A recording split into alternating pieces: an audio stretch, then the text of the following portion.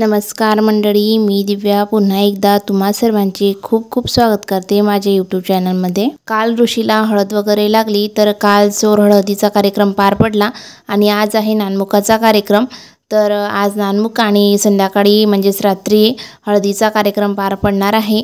तर नानमुखासाठी सकाळी सकाळी शची, मी आणि आत्या वगैरे आम्ही सर्व रेडी झालो आहेत आणि निघालोत नवरदेवाच्या घराकडे। तर बघा नवरदेवाचं घर छान असं सजलेलं आहे। तर आम्ही पोहोचलो तोपर्यंत देवकुंडीचा कार्यक्रम होऊन गेला होता आणि न्हानवऱ्याची तयारी चालू होती।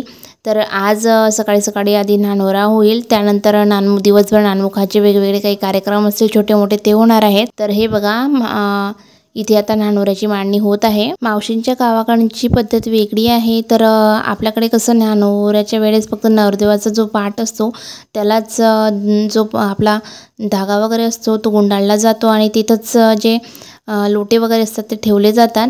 पण मावशीच्या गावाकडची पद्धत वेगळी असल्या कारणाने तिथं काय त्यांच्या पद्धतीनुसार जे ओवर वगैरे सुद्धा बसतात ना त्यांना सुद्धा हा धागा गुंडाळण्यात येत असतो। त्यामुळे काय झालं की मधामध्ये नवरदेवाचा पाट सोबत त्याचे आईवडील बसतील त्यांच्यासाठी पाट आणि जे 5 ओवर बसणार होते त्यांचे पाट अशी सर्व पाट वगैरे ठेवण्यात आली। त्यानंतर 5 तांबे घेतलेत आणि तांब्याच्या अवतीभोवती धागा गुंडाळण्यात आला। तर हा जो धागा आहे तर तो धागा सुद्धा ज्या मानाच्या 5 सवासणी होत्या त्या 5 सवासणींनीच हा धागा पूर्ण 5 ते कोणी 5 कोणी 7 कोणी 11 वेळा असा तो गुंडाळतात। तर हा धागा गुंडाळण्यात आला। त्यानंतर ज्या 5 सवासणी होत्या त्या 5 सवासणींनीच हळदीचे आणि कुंकाचे जे छापे असतात म्हणजे हाताने चोळून चोळून ते हळद आणि कुंकू ते 5-5 वेळा पूर्ण धाग्यांना लावलेली होती। तर अशा पद्धतीची त्यांच्या गावाकडची ही पद्धत होती मांडणी करण्याची न्हानवऱ्याची। तर बघा आता पूर्ण जे मांडणी आहे न्हानवऱ्याची ते झालेली आहे आणि ते जे तांबे ठेवलेले होते ते हालायला नको त्यासाठी प्रत्येक तांब्याजवळ एका एका मुलाला बसवण्यात आलं होतं। न्हानवऱ्याची मांडणी वगैरे झाली सोबतच नवरदेव सुद्धा आता न्हानवऱ्यासाठी येऊन पाटावर बसलेला आहे। तर हे बघा आमची शचूबाई छान अशी मामाजवळ जाऊन बसलेली आहे। तर आज तिने छान तयारी केली होती, छान पातळ वगैरे घातलेलं होतं। तर मामाजवळ ती बसली पण तिला बसायचा कंटाळा येत होता कारण तिचा दादा म्हणजेच मल्हार आलेला होता। तर मल्हार आणि तिची वेगळीच मस्ती चालू होती आणि ती थोडा वेळ बसली आणि वापस चालली आली की नाही मला माझ्या दादासोबतच खेळायचं आहे।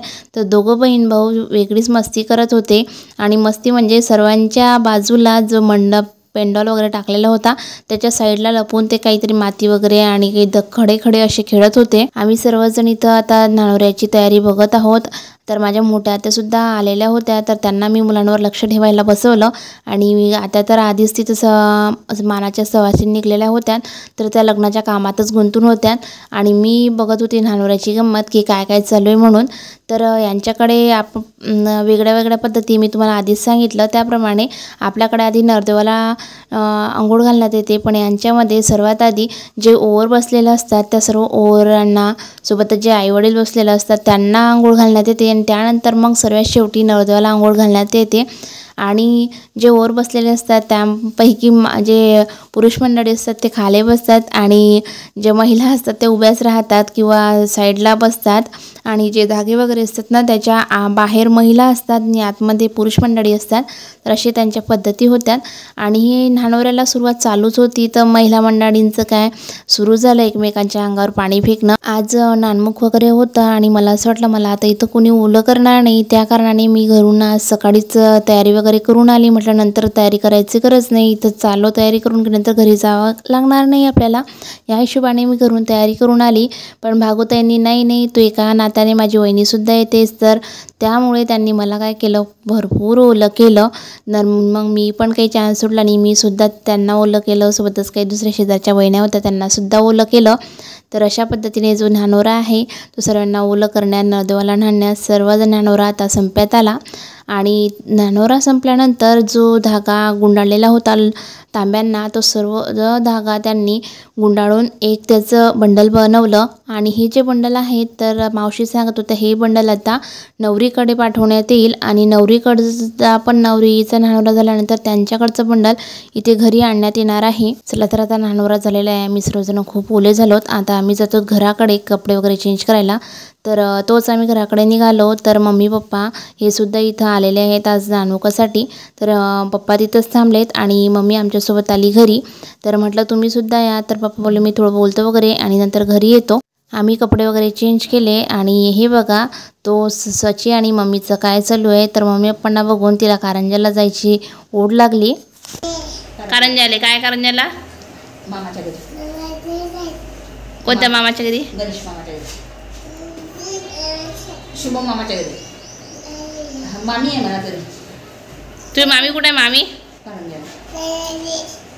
आई आता नेमकंच माझं भावाचंच म्हणजे गणेशचं लग्न झालं, त्यामुळे तिला मामाच्या घरी जायची ओढ लागली होती. चला तर सर्वांच्या आता गप्पा गोष्टी झाल्यात आणि चहा पाणीसुद्धा झालं आणि आता आम्ही निघालोत वापस ऋषीच्या घराकडे. तर इथं आल्यानंतर मम्मीने मावशीला आहेर वगैरेच आणलेला होता.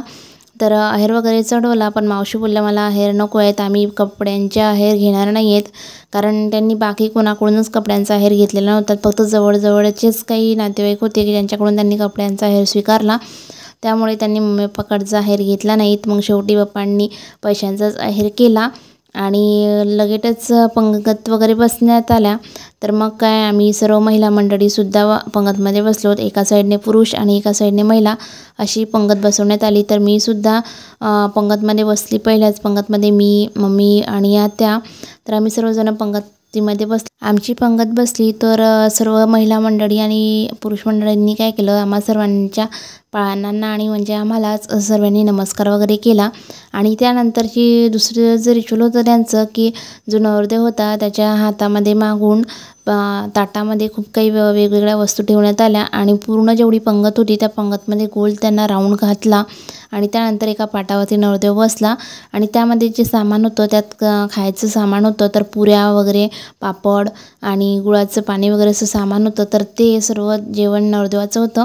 तर त्याने सर्वात तर एक एक घास खाल्ला आणि त्यानंतर जी पंगत बसली होती त्यांनी जेवायला सुरुवात केली. हे रिच्युअल झालीच तर त्यांनी दुसऱ्या रिच्युअलला सुरुवात केली, ती म्हणजे की मांडव शिपण्याची रिच्युअल होती. तर त्यामध्ये काय की ज्या महिला मंडळी होत्या सर्व मावशीच्या घरच्या म्हणजे त्यांच्या जाऊ वगैरे, त्या सर्व जावांनी हातामध्ये तांदूळ घेतलेत आणि पूर्ण जेवढे पंगत बसलेली होती तेवढे पंगतभर ते सर्वजण तांदूळ शिंपत पूर्ण पंगतमध्ये फिरले. आमचे सर्वांचे जेवणं वगैरे झालेत आणि मम्मी पप्पा निघून गेलेत. त्यानंतर आत्यासुद्धा जायसाठी निघल्या. तर त्यांनी मावशीसाठी ब्लाऊज पीस वगैरे आणलेलं होतं ते त्यांना चढवलं आणि त्यासुद्धा निघून गेल्यात. आम्ही दुपारी थोडा वेळ आराम वगैरे केला आणि त्यानंतर आता संध्याकाळी सुरू झालेला आहे हळदीचा कार्यक्रम. तर हे बघा अशा प्रकारे हळदीचं छान असं आम्ही डेकोरेशन केलं. डेकोरेशन केल्यानंतर आम्हीसुद्धा छान अशी रेडी झालेले होतो. तर शचीनेसुद्धा छान असा येलो कलरचा ड्रेस घातलेला होता आणि माझ्याकडे येलो कलरची एकच साडी होती की जे मी गणेशच्या लग्नामध्ये घातलेली होती आणि ते तिथंच राहून गेली मम्मीकडे. घाई गडबडीमध्ये मी इकडे आणलीच नव्हती, त्यामुळे माझ्याकडे येलो कलरची साडी नसल्याकारणाने मी ऑरेंज कलरची साडी घातलेली होती. तर चला आता आम्ही सर्व रेडी झालेलो आहे. सर्वजणसुद्धा आता हळदीसाठी आलेले आहेत आणि आता जे मावशीने दिवसभर आहेर वगैरे घेतले नाहीत पण ज्या जवळच्यांचे आहेर बाकी होते त्या सर्वांनी आता मावशीला आहेर चढवले. त्यात आमच्या घरचासुद्धा आहेर होता आणि मला बसवलं आहेर लिहिण्यासाठी की कोणाकोणाच्या घरचे आहेर आलेले आहेत. कारण त्यांचे जेवढे नातेवाईक होते जवळजवळचे त्यांच्याकडचे त्यांनी सर्वांनी आहेर चढवले. तर त्यांचे सर्वांचे नावं वगैरे आणि भर आहेर आहे काय तसं मला लिहायला त्यांनी बसवलेलं होतं. सर्वांचे आहेर वगैरे चढून झाले. त्यानंतर हळदीला सुरुवात होणार होती पण त्याआधी आमची मुलं म्हणजे ताईची मुलगी आणि माझी मुलगी यांची चांगलीच वट्टी जमलेली होती आणि त्या दोघांनासुद्धा आता जोराची भूक लागलेली होती. तर त्यांचं दोघांचं सुरू झालं मला भूक लागली. तर त्या दोघांना घेऊन मी किचनमध्ये गेली आणि दोघांना वरण भात भरवला. तर ते झालं. आम्ही छान प्रकारे पेटपूजा केली आणि आता आलेलो आहोत मामाला हळद लावायला. तर आम्ही सर्वांनी छान चोळू मामाला हळद लावली आणि सोबतच बाहेर DJ चालू होता. तर बाकीच्यांची धाव होती डान्स करायची. तर दोघीकडे असं चालू असल्याकारणाने शचीला गोंधळ झाला की आता मी कुठं जाऊ, हळदीला थांबू की डान्स करायला जाऊ. तर त्यामुळे ते तिथंच त्याच्या बाबाच्या कडेवर बसून डान्स करायला लागली. ऋषीला हळद लावून झाल्यानंतर आम्ही सर्व महिला मंडळींनी सुद्धा एकमेकांना खूप हळद लावली आणि आता आलो तर आम्ही बाहेर. तर बाहेर DJ सुरू होता आणि हे बघा शचीचा छान असा डान्स चालू आहे. तर तिला खूप मज्जा वाटत होती. तर छान मस्त एन्जॉय करत ती डान्स करत होती. पण त्यातच अंधार होता बाहेर, तर तिची सावली जी पडायची तिच्या सावलीला बघूनच ती डान्स करत होती. आणि हे बघा आता सर्व महिला मंडळीसुद्धा आता बाहेर आलेले आहेत डान्स करायला. काही डान्स, काही फोटोशूट असं सर्वांचं चालू होतं. सर्वजणांपैकी काही आमच्या गल्लीतल्या ज्या मुली वगैरे होत्या त्यांनी सर्वात आधी डान्सला सुरुवात केली. तर त्यांनी डान्सला सुरुवात केली, पण बाकीचे काही डान्स करायला तयार होत नव्हते. मग सर्वांना एकाएकाला ओढू सर्वांनी डान्स करवलं. आणि त्यात लहान मुलांनीसुद्धा खूप एन्जॉय केला. शचीने पण खूप एन्जॉय केला. रात्रीचे आम्हाला 10 ते 11 वाजण्यात आले होते की हळदीचा कार्यक्रम संपला आणि डान्सला सुरुवात झाली. तरीसुद्धा मुलं काही झोपायचं नाव घेत नव्हते. त्यांनी छान एन्जॉय करत होते. अगं ते बंद पडी गयो रे, बंद झालं ते. आता तू डान्स नाही करत माझी चालू करते का तू? कोणाला सांगते चालू करायचं? दादाला सांगते. नाही चालू केलं तर मग तू डान्स नाही करणार? हो का? बोला. डीजे बंद झाला की शचीचं सुरू व्हायचं, अरे डीजे बंद झाला, थांब मी दादाला बोलवते, दादाला सांगते डीजे चालू कर, मला डान्स करायचं आहे. अशी छान प्रकारे बडबड करत तिने मस्त मामाचं लग्न एन्जॉय केलं. असं वाटत होतं की रात्रीचे आता 11 वाजले, तिला झोप येत असेल, ही थकलेली असेल, कारण दिवसभरसुद्धा ती आज झोपलेली नाही आहेत. कारण पाहुणे चालू होते. तर मावशीकडे काही वेळ थांबलो आम्ही. त्यानंतर घरी आलो, तर घरीसुद्धा आमच्याकडे मावशीकडचे जे पाहुणे होते ते चहा पाण्यासाठी चालूच होते. तर तिची झोप झालीच नाही. तर असं वाटलं ही शचीची झोप झाली नाही दुपारी, तर ही आता झोपेल. पण बाईला काही झोप येत नव्हती. बाई काही झोपायचं नाव घेतच नव्हती. पण एवढ्या आवाजाने वगैरे आम्ही जास्त वेळ बाहेर न थांबता आतमध्ये आलो आणि आतमध्येच आम्ही डान्स वगैरे केला. त्यानंतर काही फोटोशूट वगैरे केले आणि बाहेर आता सर्वांचा छान असा डान्स चालू होता. सोबतच त्यांच्यामध्ये अजून काही रिच्युअल करतात, मला त्याचं नाव वगैरे तर काही आठवत नाही काय होतं म्हणून. तर त्यासाठी त्या काकू होत्या, त्या काकूंनी छान असे दिवे आणि छोट्या पुऱ्या, म्हणजेच छोट्या पोळ्या बनवल्यात. ते बनवून झाल्यानंतर काही देवव्रत काढत की असं काहीतरीच त्यांनी मला सांगितलं, पण आता नेमकं मला आठवत नाही आहे. तर ते एक रात्रीचे त्यांचं करत असतात ते. तर तेच झालं सर्व त्यांची तयारी. त्यानंतर बाहेर आलोत आणि शचीला आता घरी घेऊन गेल्या झोपवण्यासाठी. आणि भागवताई आल्यात मला बोलवायला की चला वहिनी डान्स करू. तर आम्ही आता आलो बाहेर आणि सर्वांनी, म्हणजे मी, शुभम, ऋषी, नंतर ताई वगैरे आणि शची बाबा, आम्ही सर्वांनी मिळून छान असा डान्स केला. आधी तर मी डान्स करायला नाहीच बोलले की नाही मला डान्स करायचं नाही, कारण मी सासरमध्ये सर्व सासरची मंडळी वगैरे बघतात वगैरे, गल्लीतले सर्व वेगळं वाटत होतं.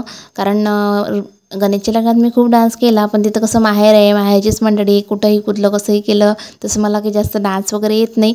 त्यामुळे तिथं काही भीती वाटत नव्हती. पण इथं मलाच कसं तरी होत होतं की नाही मी डान्स करत नाही. पण शेवटी भागवताई आणि शशीच्या बाबांनी ऐकलं नाही आणि ओढत मला तिथं नेलं. शेवटी मला डान्स करावाच लागला. तर थोडाफार मी काहीतरी डान्स केला आणि तिथून निघाले, कारण माहिती होतं यांच्यासमोर जर थांबले तर हे मला डान्स करायलाच लावणार आहेत. त्यामुळे मी आता तिकडून निघाली आणि घरी आलेली आहे. चला तर मंडळी, आजचा व्हिडिओ इथंच संपवते. आशा करते हा व्हिडिओ तुम्हा सर्वांना खूप आवडेल. व्हिडिओ आवडल्यास व्हिडिओला लाईक करा, कमेंट करा, सोबतच तुमच्या फ्रेंड सर्कलमध्ये शेअर नक्की करा.